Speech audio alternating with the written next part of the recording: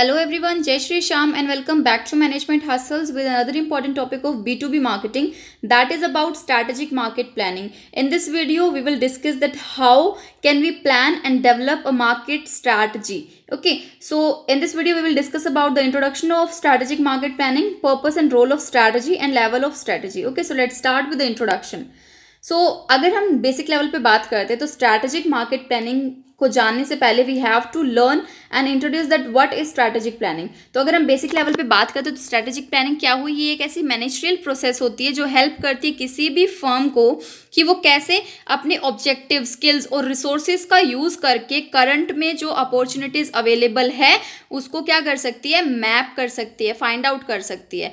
This is only based on the strategy a firm or organization can opt to meet their goals. Okay, तो basic level पे क्या हुआ, जो strategic planning है ये help करती है किसी भी फर्म को अपने टारगेट प्रॉफिट को अचीव करने के लिए, ग्रोथ को अचीव करने के लिए थ्रू स्ट्रैटेजिक प्लानिंग. ओके, अब बात आती है कि स्ट्रैटेजिक मार्केट प्लानिंग क्या होती है. तो ये एक ऑनगोइंग प्रोसेस होती है. यहाँ पे ऑनगोइंग का मतलब क्या हुआ, जो रिपीटेडली कॉन्टिन्यूसली लेवल पे चलती ही रहती है थ्रू आउट द ईयर. तो ये क्या है, एक ऐसी ऑनगोइंग प्रोसेस है जो किसी भी कंपनी को हेल्प करती है कि वो क्रिएट कर पाए अपने मार्केटिंग स्ट्रैटेजी, मार्केटिंग प्लान, और कैसे वो उसे प्लान करे कि अपने टारगेट मार्केट में उन स्ट्रैटेजी को इम्प्लीमेंट कर सके.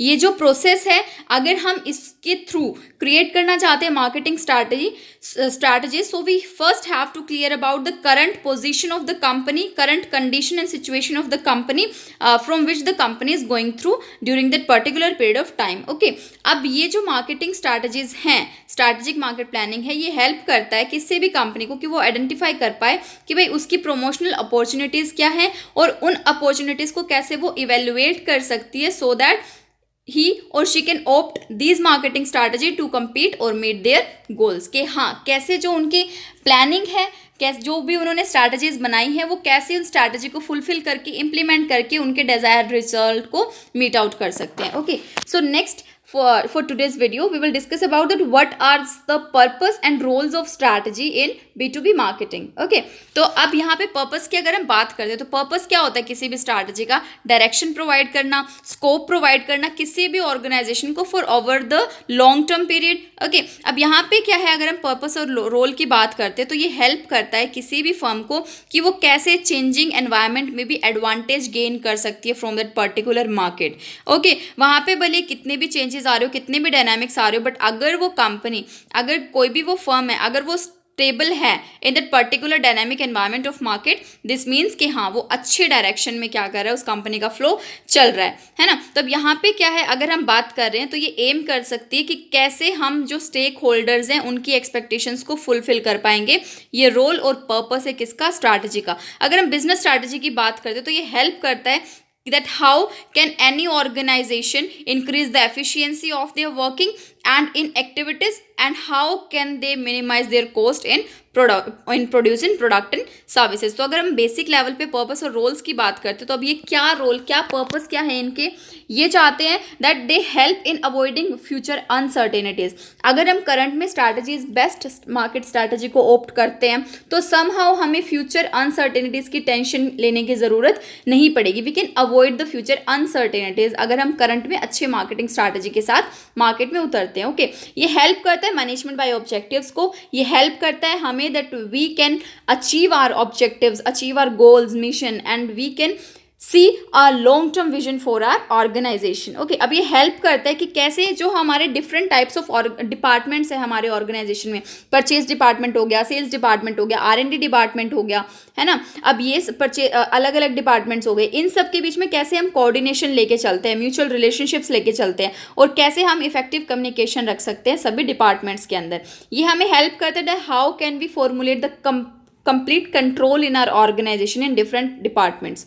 ये हेल्प करता है कि कैसे जो कस्टमर्स है वो फुल्ली सेटिस्फाइड हो जाए by using our products and services. Next क्या है, ये कंट्रीब्यूट करता है ग्रोथ, बिजनेस ग्रोथ में. अब ऑब्वियस सी बात है, अगर हमने से बेस्ट अगर हमने स्ट्रैटेजीज ऑप्ट की है हमारे मार्केट के लिए, है ना, हमारी B2B मार्केटिंग में, तो कहीं ना कहीं वो क्या करेगा, हमें स्ट्रैटेजिक एलोमेंस देगा कि हाँ हम कैसे मार्केट में कंपीट कर सकते हैं, है ना, कैसे हम कॉम्पिटिटिव एडवांटेज गेन कर सकते हैं हमारे मार्केट मार्केट में, और अगर हम कहीं भी हमारे कॉम्पिटिटर से ऊपर हैं, कॉम्पिटिटिव एडवांटेज हमें मिल रहा है, so this means that we are growing in that particular dynamic environment of market. ये हमें हेल्प करता है कि हम कैसे हमारे जो रिसोर्सेज है ना उनसे हम ऑप्टिमल रिजल्ट्स ले सके, उनको अलाइन करके रखें ताकि वो वेस्ट ना हो और ऑप्टिमम यूटिलाइजेशन हो हमारे रिसोर्सेज का और मैक्सिमम प्रोडक्शन हो। ये हमें हेल्प करता है कि जो भी हमारी फाइनेंशियल नीड्स है ना हम उनको प्रियोरिटाइज कर पाएं। ये हमें कॉम्पिटिटिव एडवांटेज देता है। ऑब्वियसली जैसा कि हमने बिजनेस ग्रोथ वाले पॉइंट में भी डिस्कस किया कि अगर हमारे पास बेस्ट अपॉर्चुनिटी है एज आर मार्केटिंग स्ट्रैटेजी तो हम उसको मार्केट के अंदर फॉलो अप करेंगे and we can gain competitive advantage over our competitors. अगर और नेक्स्ट क्या है कि ये हमें हेल्प करता है कि कैसे हम हमारे स्टाफ से एंगेज हो सकते हैं, उनके साथ मिक्सअप हो सकते हैं। How can we build up mutual relationship with our staff members, और कैसे कम्युनिकेट कर सकते हैं कि हाँ भाई जो भी उनकी नीड है we will satisfy their need, we will listen to them. हम भाई जो भी हमारे लेबरर्स हैं, भले वर्कर्स हैं, भले कलीग्स हो या एम्प्लॉयज़ हो, हम उन्हें सुनेंगे और जो भी उनकी प्रॉब्लम्स होगी वो हम उन्हें सॉर्ट आउट करेंगे। ये हमें हेल्प करता है that how can we analyse the potential risk, और कैसे हम उसको मिटिगेट कर पाएंगे। ये हेल्प करता है कि हम जो हमारी मार्केटिंग एक्टिविटीज़ है उनको फॉलो अप करके चलते रहें through out the year in are marketing dynamics. Okay, and next ये हेल्प करता है हमें कि हम डिफाइन कर पाएँ कि हाँ that what are marketing mix. So this was about the purpose and role of strategy. And last we will discuss about levels of strategy. हमने स्ट्रैटेजिक मैनेजमेंट में भी ये पढ़ा था कि लेवल ऑफ स्ट्रैटेजीज क्या होती है। बेसिक लेवल पे 3 लेवल ऑफ स्ट्रैटेजी ही होती है। First one is higher level पे कॉर्पोरेट लेवल स्ट्रैटेजी, नेक्स्ट आती है SUBs हमारे बिजनेस लेवल स्ट्रैटेजी, फिर आते हैं फंक्शनल लेवल स्ट्रैटेजी। काफ़ी ऐसी बुक्स मिलेंगी या फिर काफ़ी ऐसे डायग्रामेटिकल प्रेजेंटेशन मिलेंगी आपको जगह जगह पे जहाँ पे फंक्शनल लेवल स्ट्रैटेजी और ऑपरेशनल लेवल स्ट्रैटेजी को एक ही माना जाता है। इसीलिए लेवल ऑफ स्ट्रैटेजी बेसिक 3 ही बोली जाती है, that there are only 3 level of strategy: corporate level, SUB यानी business strategies, and third one is functional and operational strategy. अब यहाँ पे मैंने 4 टाइप्स में डिफाइन किया, तो यहाँ से भी आप वो सेम कंसेप्ट को क्लियर कर सकते हो। अब अगर हम कॉर्पोरेट लेवल स्ट्रैटेजी की बात करते हैं तो यहाँ पे जो कॉर्पोरेट लेवल मैनेजर्स होते हैं, जो हाई लेवल मैनेजर्स होते हैं टॉप, यहाँ पे वो हम कंसिडर करके चलते हैं। बिजनेस स्ट्रैटेजीज कौन बनाता है, ये रिस्पॉन्सिबिलिटी होती है बिजनेस लेवल जनरल मैनेजर्स की। और फंक्शनल लेवल कौन बनाता है, जो हेड होते हैं ना किसी भी फंक्शनल डिपार्टमेंट के, वो इसे क्रिएट करते हैं, जो हमारे ओके। नेक्स्ट है हमारे ऑपरेशनल स्ट्रैटेजीज। यहाँ पे जो फॉर एग्जांपल प्लांट मैनेजर हो गया, किसी भी यूनिट का मैनेजर हो गया, मतलब जो लोअर लेवल सुपरवाइजर होते हैं, जो ऑपरेशंस में लगे हुए होते हैं, सो ये सब इसमें आते हैं ऑपरेशनल लेवल स्ट्रैटेजी में। अब हम डिस्कस करेंगे कि कॉर्पोरेट लेवल स्ट्रैटेजीज होती क्या है। ये डिटरमाइन करती है कि हमारी ऑर्गेनाइजेशन का ओवरऑल स्कोप क्या है, कहाँ कहाँ पे हम अपॉर्चुनिटीज़ को हेल्ड आउट कर सकते हैं, कहाँ से हम अपॉर्चुनिटीज गेन कर सकते हैं। Okay, how can we work on our weaknesses. Okay, next हम यहाँ पे डिस्कस करते हैं कि हम कैसे हमारे बिजनेस यूनिट्स में डिफरेंट जो हमारे बिजनेस यूनिट्स हैं उसके अंदर वैल्यू एडिशन कर सकते हैं। How can we meet our objectives and how can we meet the expectation of our stakeholders. अगर हम बिजनेस लेवल की बात करते हैं, जिसे हम SUBs भी बोलते हैं, स्ट्रैटेजिक बिजनेस यूनिट्स, यहाँ पे हम एस्टैब्लिश करते हैं that how can we compete successful in particular market. Also we know that market is dynamic, market is changeable, तो वो टाइम टू टाइम क्या होता जाएगा, चेंजमेंट उसके अंदर होती जाएगी। This is the reason that business level strategies give us the with